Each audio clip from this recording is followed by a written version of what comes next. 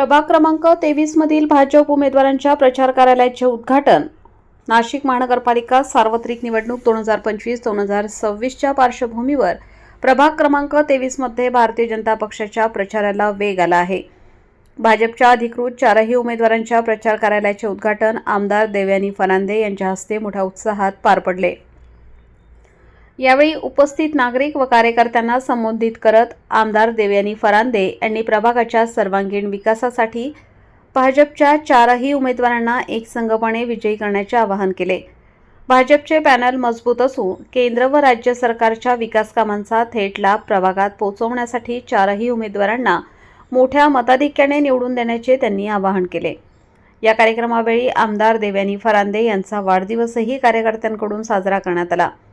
फटाक्यांची आतिषबाजी, केक कापून शुभेच्छांचा वर्षाव आणि घोषणांनी परिसरात जल्लोषाचे वातावरण निर्माण झाले होते।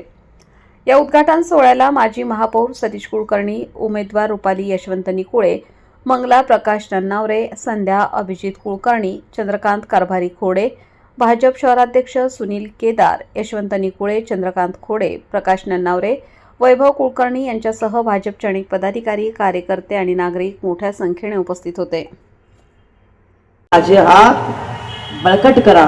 माझे हात बळकट करायचे असतील त्या प्रभाग 23 मधल्या सगळ्या चारी उमेदवारांना आपण प्रचंड मताधिक्याने निवडून आणा ही विनंती करण्यासाठी मी आलेले आहे। आपण सर्वजण सुज्ञ आहात। माझी केलेली कामं तुम्हाला माहिती आहे, आमदार निधीमधून माहिती आहे, अनेक कामं मंजूर झालेली आहे। तुम्ही सुचवतात, मी कधीही नाही म्हणत नाही।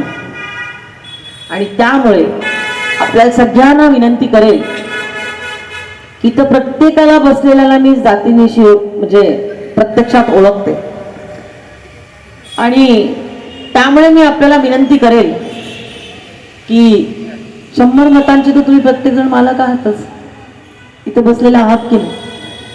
तुम्ही ठरवलं तर 100 मतं देऊ शकतात की नाही? तुम्ही ठरवलं तर देऊ शकतात की नाही?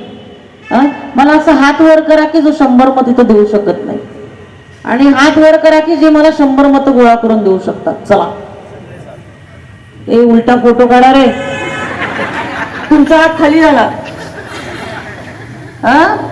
किती झाली मत इथंच झाली का?